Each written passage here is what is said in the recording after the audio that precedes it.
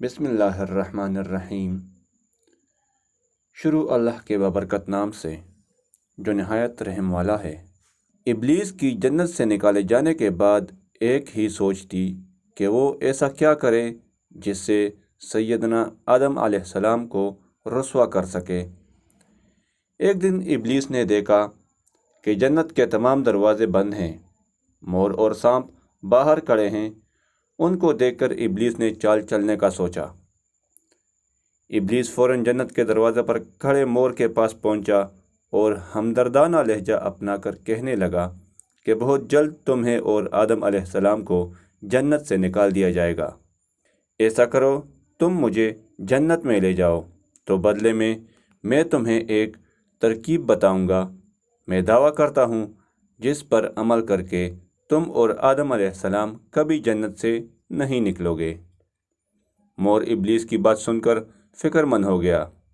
کچھ دیر سوچنے کے بعد کہنے لگا کہ تمہاری بات تو میرے دل کو لگی ہے، لیکن میں تمہیں اندر کیسے لے کر جاؤں، وہ بھی اتنے محافظوں کے ہوتے ہوئے؟ تو ابلیس نے فوراً جواب دیا کہ کیا تم نہیں جانتے میں منتر پڑھ کر خود کو ایک موتی میں تبدیل کر سکتا ہوں؟ تم مجھے اپنے منہ میں دبا کر جنت کے اندر لے جانا۔ یہ کہہ کر ابلیس نے منتر پڑھا اور خود کو چھوٹے موتی میں بدل لیا۔ پھر مور نے ابلیس کو اپنے منہ میں رکھ کر جنت میں داخل ہوا۔ یوں ابلیس ملعون ایک مور کی مدد سے جنت میں داخل ہو گیا۔ یہ مور ابلیس کو منہ میں لے کر سیدھا اماں ہوا کے پاس پہنچ گیا۔ وہاں پہنچ کر ابلیس نے دوبارہ خود پہ منتر پھونکا اور انسان کی شکل میں آ گیا۔ انسانی شکل میں آنے کے بعد اس نے اماں ہوا کو ورغلانے کی کوشش کی اور کہنے لگا، اگر آپ نے اس درخت کا پھل نہ کھایا تو آپ کو جنت سے نکال دیا جائے گا۔ اماں ہوا بولی، یہ درخت تو ممنوع ہے، اس کا پھل کھانے سے منع فرمایا گیا ہے۔ ابلیس دوبارہ بولا کہ اس درخت کا پھل نہ کھایا گیا تو آپ کو اور آدم علیہ السلام کو جنت سے نکال دیا جائے گا۔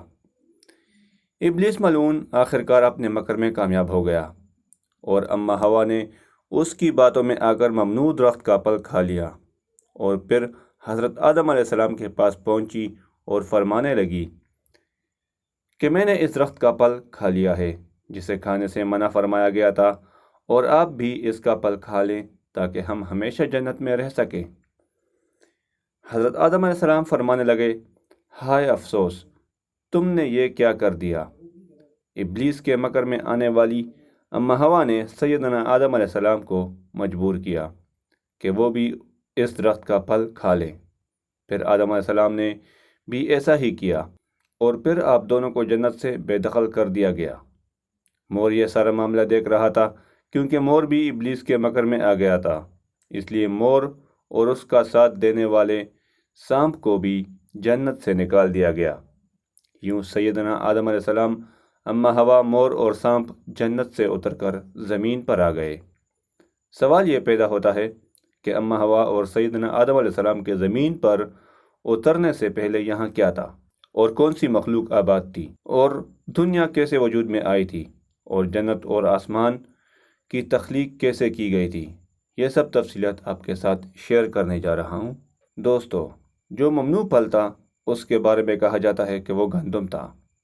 اسی گندم کو پھر انسان کی خوراک بنا دیا گیا، اور انسان اب بھی گندم کی طلب میں رہتا ہے اور گندم کھا کر اپنے جسم کو طاقت فراہم کرتا ہے۔ اور اب بات کرتے ہیں مور کی، تو وہ میرے رب کی بہت پیاری تخلیق ہے۔ اس کی خوبصورتی دیکھ کر انسان اس میں مگن ہو جاتا ہے، جس طرح اماں ہوا ابلیس کے فریب میں مگن ہو کر گندم کا پھل کھا بیٹھی تھی۔ جب آدم علیہ السلام، اماں ہوا، مور اور سانپ کو زمین پر اتارا گیا تو اس وقت یہ زمین بچھی ہوئی تھی۔ اب سوال یہ پیدا ہوتا ہے کہ اس وقت زمین پر کیا تھا؟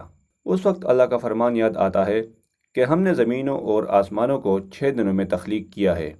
ایک جگہ ارشاد ہے کہ اس زمین پر پہلے کچھ بھی نہیں تھا سوائے پانی کے۔ تو دوستو، یہ معلوم ہوا کہ اس زمین پر آباد ہونے والے پہلے پانی ہی پانی تھا اور کچھ نہیں تھا، اور پھر اللہ تعالیٰ نے زمین کو پانی پر بچھایا۔ اگر بات کریں تفاسیر کی تو یہ بات بھی سامنے آتی ہے جب اللہ نے زمین کو پانی پر بچھایا تو یہ زمین ہل رہی تھی۔ پھر اللہ پاک نے زمین کے اوپر پہاڑوں کو گاڑ دیا، جس وجہ سے زمین نے ہلنا بند کر دیا اور ایک جگہ ٹک گئی۔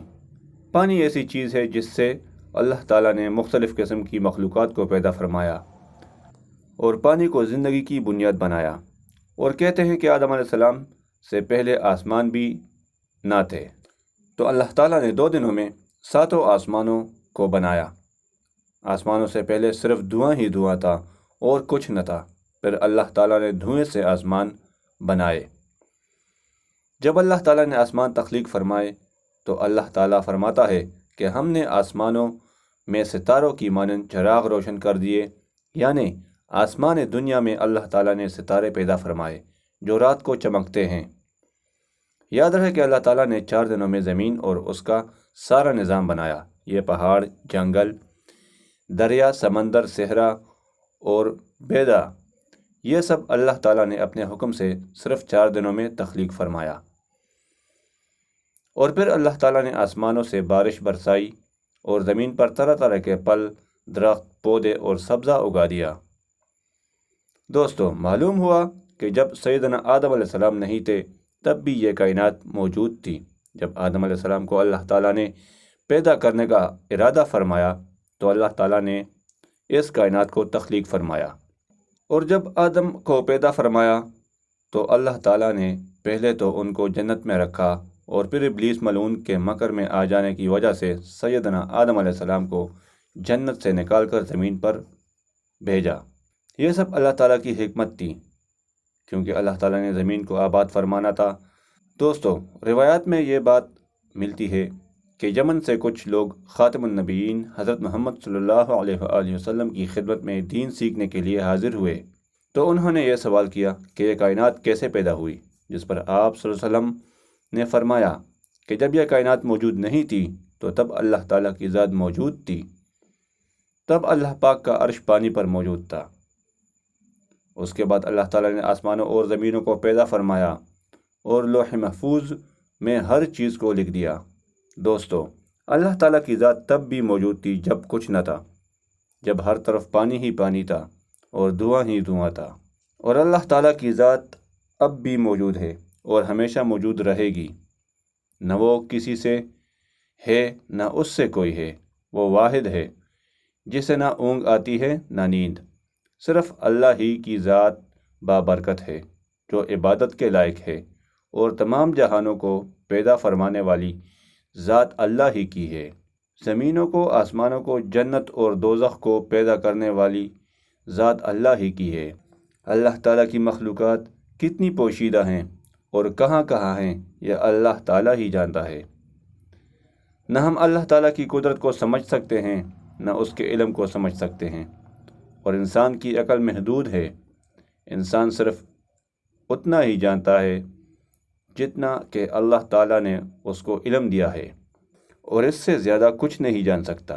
اللہ تعالیٰ بہتر علم رکھتا ہے اور بہتر حکمتوں والا ہے۔ دوستو، اگر ویڈیو اچھی لگی ہو تو ویڈیو کو لائک کر دیں اور چینل کو سبسکرائب کر لیں تاکہ ہر آنے والی نئی ویڈیو کی نوٹیفیکیشن آپ کو بر وقت ملے۔